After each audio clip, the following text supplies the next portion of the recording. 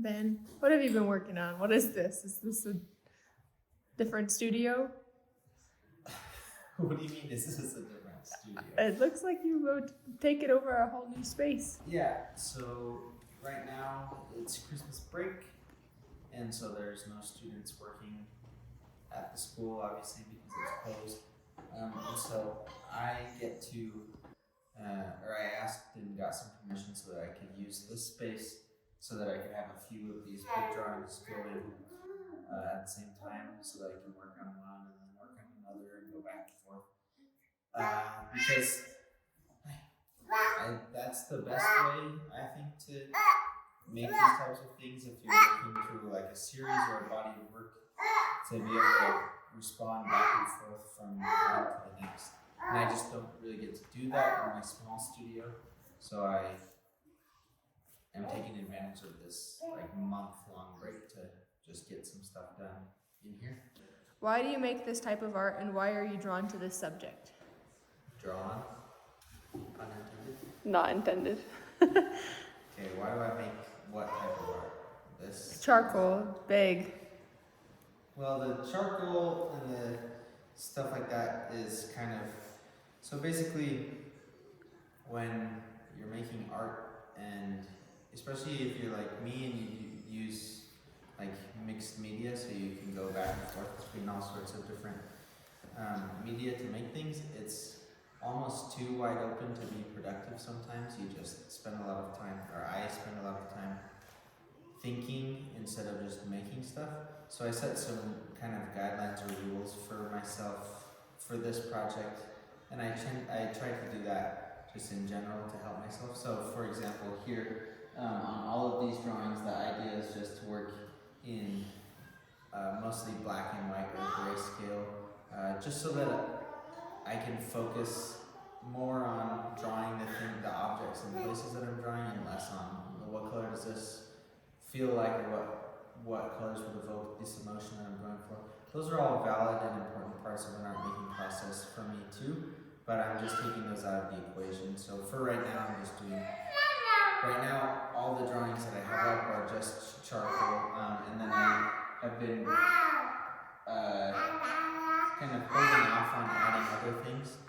So, for example, like right here, on that side, that's a little bit darker, maybe kind of a little warmer tones. It's got a little tiny bit of green in it, but there's just this, like a glaze like you might use in oil painting, that I just am applying on top of the charcoal to make a different surface. And I'm planning on using different techniques like that in all of these, but just grayscale. Yeah. Will you tell us a little bit about the drawing behind you? Yeah, so I'm just still thinking about objects and places that are significant from when I was a kid.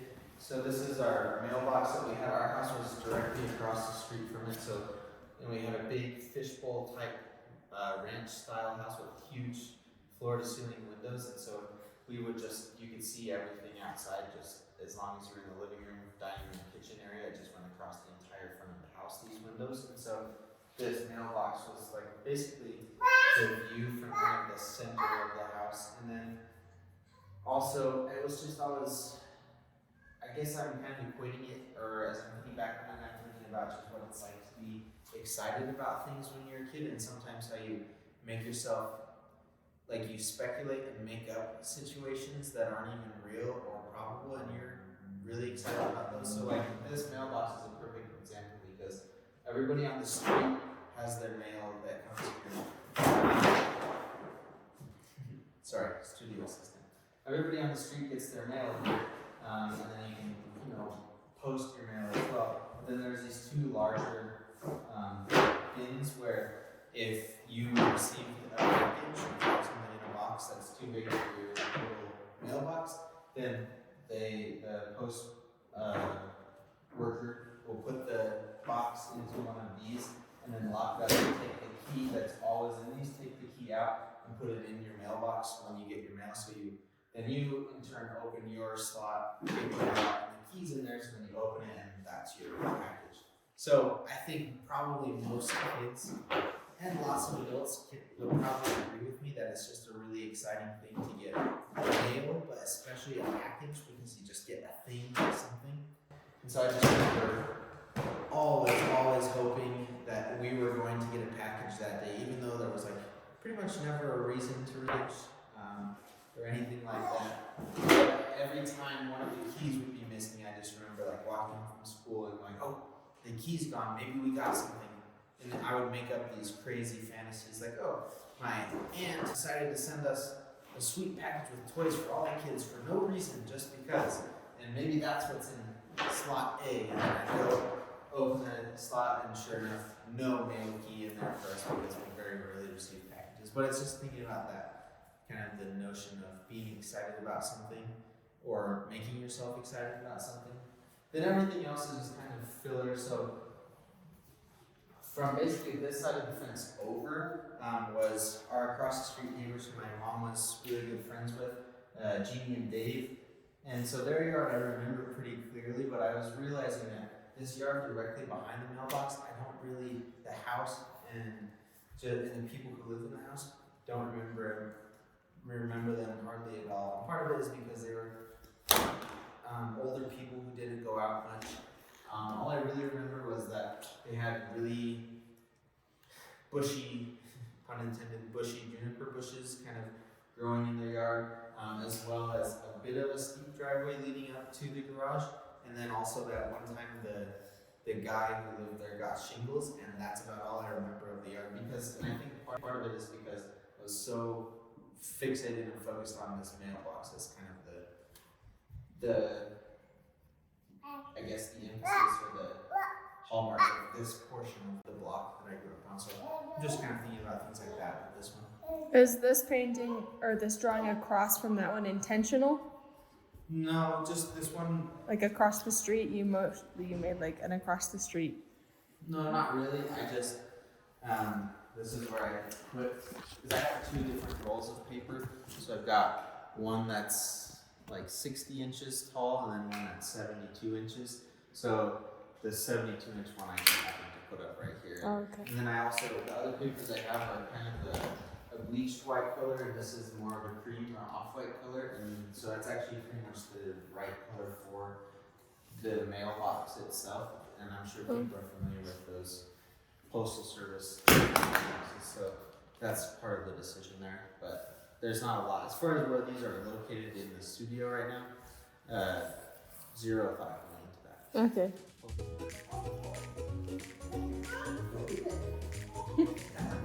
So these are all kind of connected, right? So yeah, loose. I mean, they're all related to me and my childhood. So. yeah. So what's this one? This one is just thinking about objects that are significant to. So basically, I don't really draw people. I don't really know why, other than I'm just not that. It's not that appealing to me, I suppose. I don't have any problems with figurative work, people that have that make art that has people in it. You, Melody, make pretty much exclusively paint portraits of people.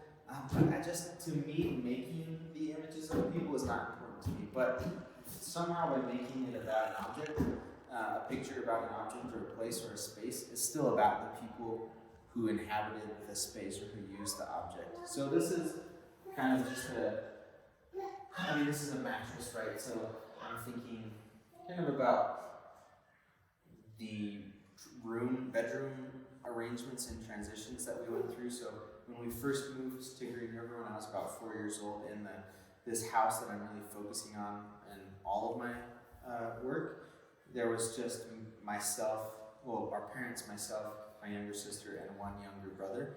And there were 4 bedrooms, a master, and then a small bedroom upstairs, and then in the basement there was a medium to large bedroom, and then one that was kind of I think not one of those, not technically a bedroom because it didn't have a window that you could escape out of if there was a fire, but a small space with also a closet.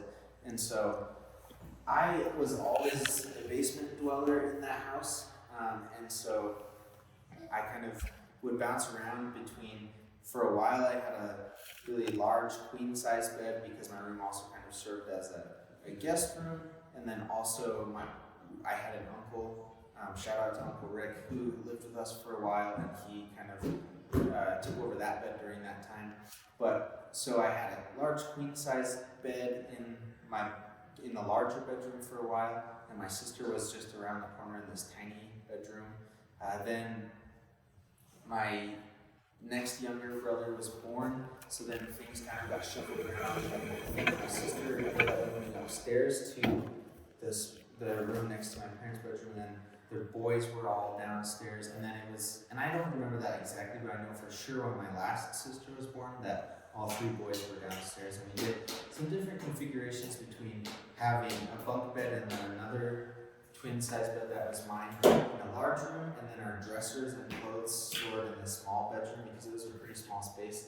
And then at one point, my 2 brothers just shared that larger room, and then I was in the smaller one. And so I'm just thinking about the way that you move around in this space, like reorganizing your room. Maybe a new person is suddenly inhabiting the space with you, so you live in it differently. And so this one specifically is about the smaller bedroom that I really only inhabited kind of towards the last few years that we lived there. And then, so at first, I just had a twin-size bed, but then I'm also thinking about really vividly with that room as we got we ended up moving out and moving just to a larger house across town. And as we were getting ready for that, we sort of downsized and got rid of some things. And part of that was that from here down, that bed went away, and I just had just a mattress on the floor for the time being until we moved to the new house.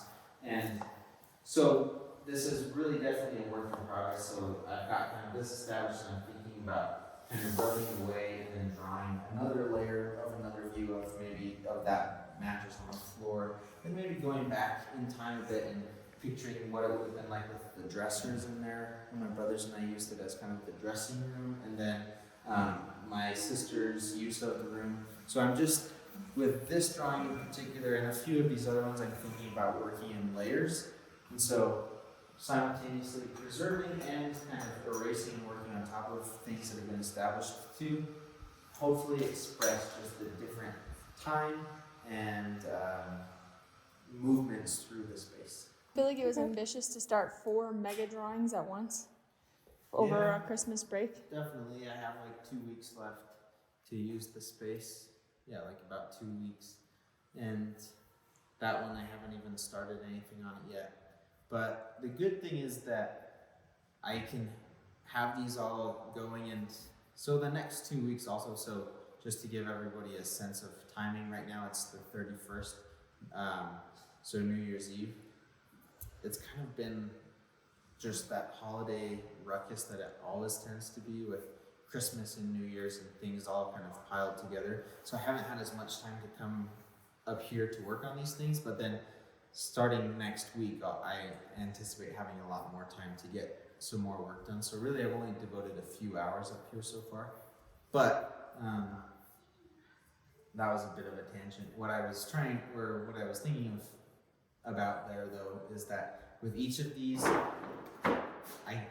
I'll get as far as I get with them until the time's up, and then I can just roll them up and take them down to my studio, and then take them out one at a time and continue to work on them on the wall down there in my small studio space that we've seen in other videos.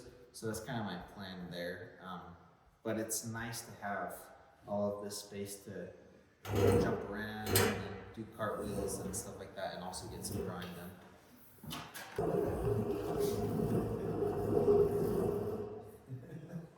What you got there?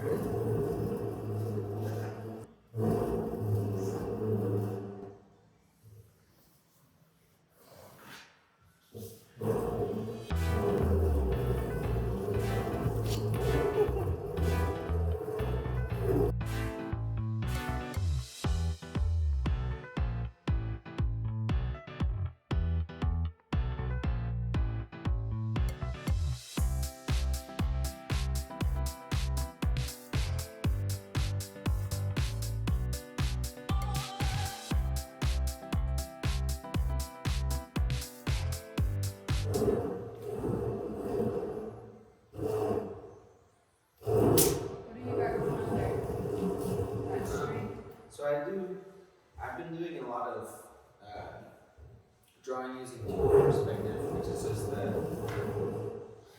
it's just basically it's an illusion that we can use to make something feel like it has like some sense of three-dimensionality or depth in space when it's just a flat piece of paper.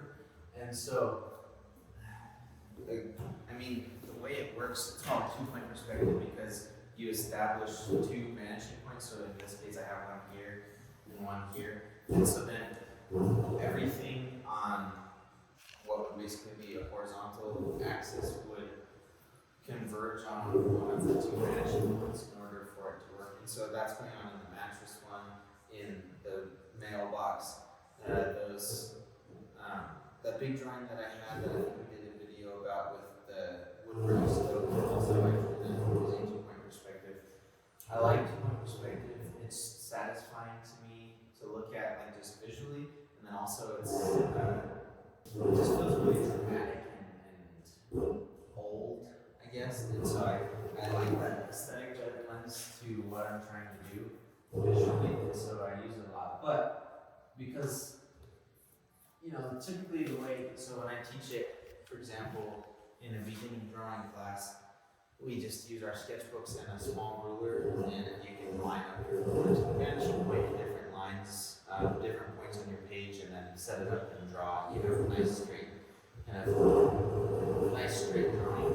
But because I don't have a ruler that's that long and it's kind of a hassle, I figured out that you can use these chalk lines and just snap a line, and then you can just trace it with your ruler, and it's a really easy way to work with these vanishing points. And it's really fun and satisfying for me as well, because if you've ever snapped a chalk line, you snap it, you get kind of that dust that poofs out, and then even better, if the paper already has charcoal on it, some of the charcoal dust kind of goes in the air. It's just really cool, I think, for me, and I just feel like it's one of those things where you make a dumb, easy discovery, and I'm so proud of myself for that. That's what this is. Also, this particular chalk line has blue chalk, and there's something about this blue chalk I always feel like leaving, and I end up leaving a little bit of remnants of those lines. For one, I think that the idea of leaving behind kind of clues to your process one, I think it's kind of neat. It's like referencing the fact that this is an artwork, but then also I think it's cool